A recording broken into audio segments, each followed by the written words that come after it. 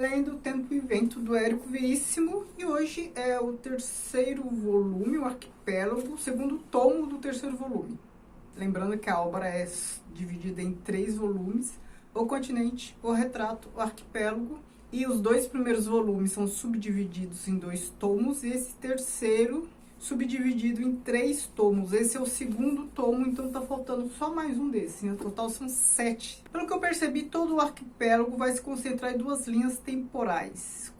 Como sempre, antes de mais nada, eu peço para você se inscrever neste canal, caso ainda não seja inscrito, que me siga no Instagram, que do mundo, e veja as opções para membros. Toda semana tem conteúdo exclusivo para membros. Curta esse vídeo, comente, compartilhe.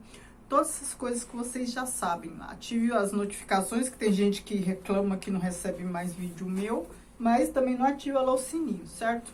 Então, bora lá. Aqui a gente tem a continuação, né? Pelo que eu percebi, os volumes, eles são consistentes no que se propõe. Então, aqui, o que deu para perceber? Aqui a gente, no arquipélago, né? O terceiro volume, a gente já tem um avanço da família Terra Cambará, que avançou até cronologicamente falando, né? Então, a gente tá aqui em 1945, começou, né, o tomo 1, com o Rodrigo lá infartando. Getúlio já tá fora, ele como getulista e tal, a gente sabe que ele teve uma vida política lá no Rio de Janeiro, foi deputado e tal, e pelo menos até agora não mostra muito como ele chegou a essa trajetória, assim, como ele se filiou, se elegeu e depois apoiou o Getúlio e se tornou tão próximo dele. Talvez esse conteúdo esteja no tomo 3, mas até agora não. A gente percebe aqui uma inclinação e tal, mas por enquanto é só. O que deu para perceber também que neste volume 3, nesses 3 tomos, eu imagino que o próximo também seja assim, o volume vai se concentrar em 2 principais linhas temporais, que é a família na década de 40, 45, ali depois da Segunda Guerra, quando todos os filhos estão adultos e o Rodrigo já infartou. Também ali por 1920 e poucos, quando teve lá a Revolução e o Rodrigo participou, então as crianças estavam pequenas. E aqui o que é que temos? Aqui a gente já sabe o que aconteceu com a Alicinha.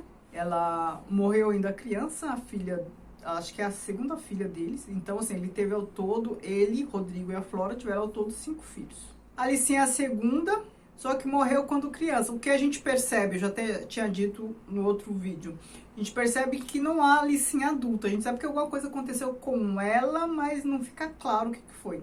Aqui fica, ela teve doença, acho que é meningite, e aí, assim, chamaram o médico, tudo que é canto, ninguém conseguiu curar, e ela ficou, acho que 1 semana, e morreu. Depois disso, o Rodrigo, ele entrou num estado de luto, assim, terrível, dificuldade de se recuperar, isso mostra aqui bem, não queria sair do quarto dela, não queria reagir e tal, começou a se voltar para a religião, sabe, nada valia a pena, começou a entrar em uma depressão ali que lembrou o luto pelo qual ele passou com a morte da Toni Weber.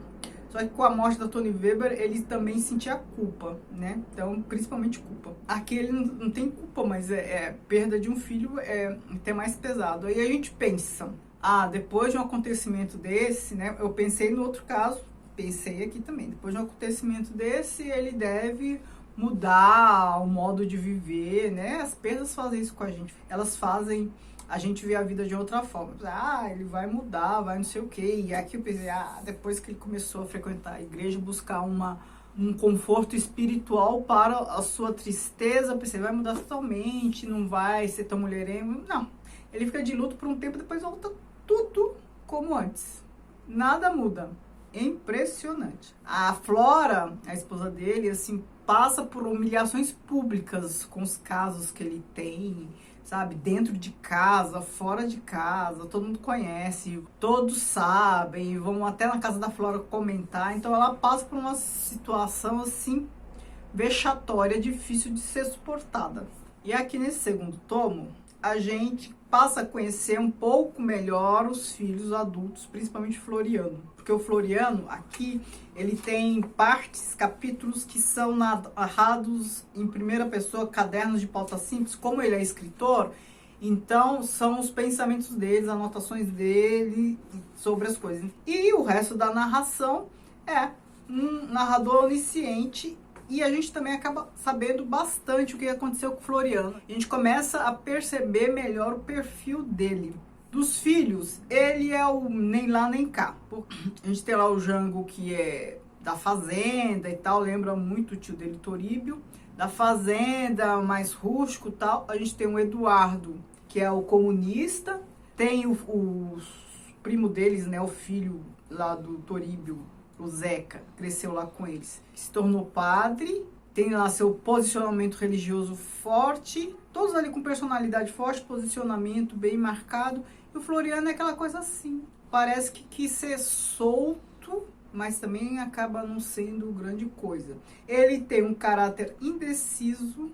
Gente indecisa está sempre presa a tudo que poderia ter sido diferente, sabe? Porque normalmente os indecisos, eles não ficam bem com a indecisão também. Porque eles sempre tendem a se arrepender. Se é para se arrepender, então toma uma decisão logo. Vai se arrepender mesmo, não importa se escolher uma coisa ou outra, se demorar ou não. Vai se arrepender, então decida logo. Não tem por que ficar arrastando a coisa. Sendo que a gente sabe, o resultado é invariável, né? Sempre vai estar lá arrependido. Mas é que tá, se tomasse a decisão rápida, eu também não seria indeciso, também não sofreria. Bom, enfim. Ele é assim. Então, foi assim em relação a Silvia, a esposa do irmão de que ele gosta.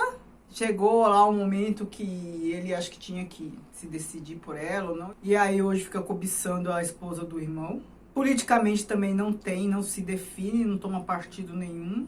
Passou a vida em crítica em relação ao pai, né? Não apoiando o modo dele ser e viver, e mais lado pro lado da mãe, né? Porque ele tem dó da condição dela, porque ele não quer que ela sofra o pai daquele jeito. Então ele é meio assim com o pai. E aqui a gente tem uma outra passagem, que é a do Toríbio.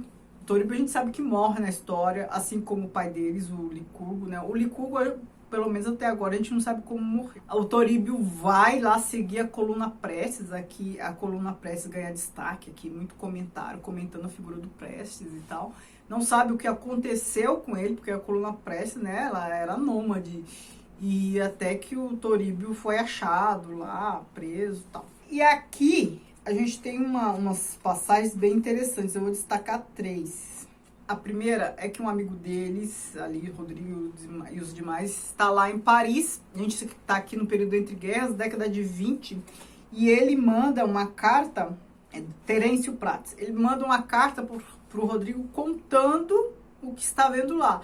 E ele horrorizado, né? Um saudoso da La Belle Époque. A guerra para brasileiro é uma coisa muito distante, a Primeira Guerra Mundial. Então, para ele, o que se tornou a Europa depois da guerra é o fim dos tempos. E aí ele faz comentários reclamando dos novos costumes, das mulheres que estão mais emancipadas.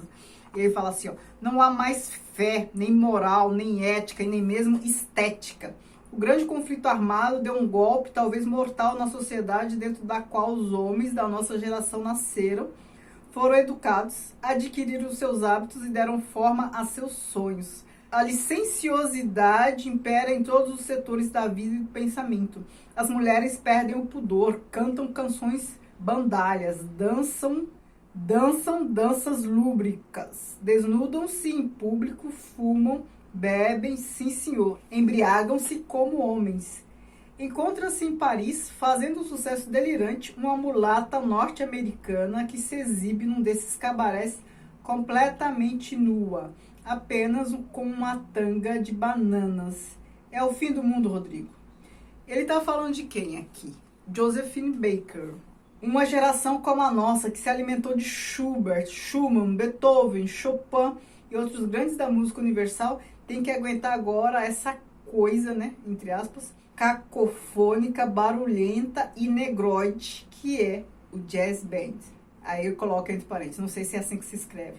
E que Paris teve o mau gosto e a infelicidade de importar dos Estados Unidos.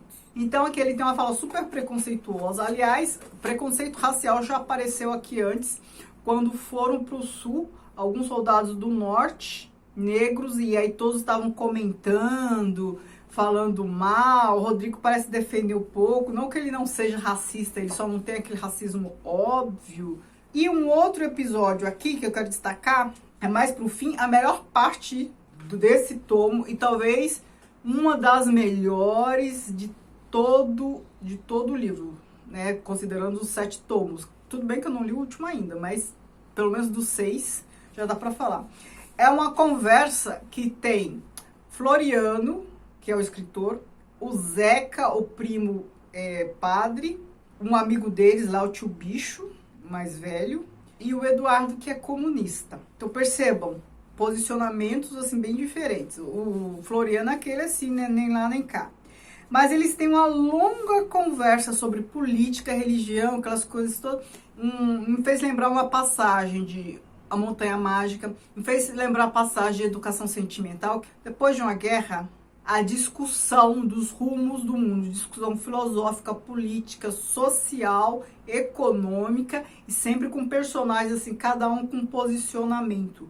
E aí a gente vê a contraposição de reflexões. Então essa parte está muito boa. Até o Floriano, que parece um pouco sem sal, o que ele fala aqui é bem interessante. Ele justifica seu posicionamento e critica, né? Então, todos numa boa, ninguém tá brigando. Ele critica, tece críticas ao comunismo, ao marxismo, aí a religião, o outro defende a religião. Enfim, tudo aqui é colocado em pauta. Todos os posicionamentos são colocados em pauta com bons argumentos. Então, assim, você pode até não concordar ideologicamente com o cara, mas você admira os argumentos. Então, é uma parte bem boa que eu gostei. E aí, o finzinho, a última parte que eu destaco, é a que termina com um capítulo que é Caderno de Pauta Simples, que é a parte em que o Floriano, né, tem aqui seus escritos, é uma parte narrada pelo Floriano, porque são escritos dele, né, escritos no caderno, Caderno de Pauta Simples.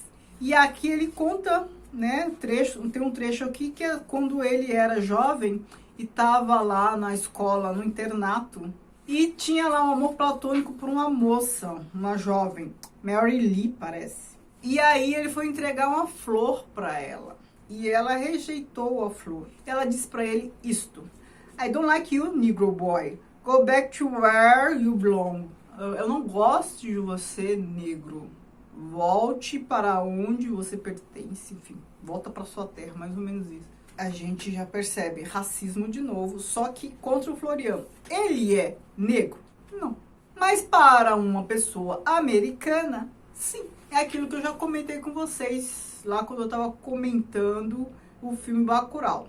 Não adianta, pro hemisfério norte, nós somos negros, latinos, o que é branco aqui não é branco para eles. Então, assim, não adianta as pessoas aqui se gabarem por terem ascendência europeia ou não sei o que, não sei o que. Para eles lá, somos latinos, somos subdesenvolvidos, não somos muita coisa. E aí até quem tem pele branca, quem é loiro, de olhos azuis, também não é muita coisa. Então aqui a família do Rodrigo não é negra. O que a moça fala para ele? Exatamente isso que eu disse. Eu não gosto de você, negro. Tipo, volta pra sua terra, volta pra onde você veio. Tipo, você volta pro seu inferninho lá. Escreve a última frase, né? Porque isso aqui é bem no finzinho. A última frase desse tomo é essa, ó. Não me lembro de nada que me tenha doído tanto quanto esse gesto e essas palavras. Certo, então esses são os meus destaques, os meus apontamentos. Agora vamos aí para o último tomo e finalizar essa saga. Espero que vocês estejam gostando. Muito obrigada, beijo.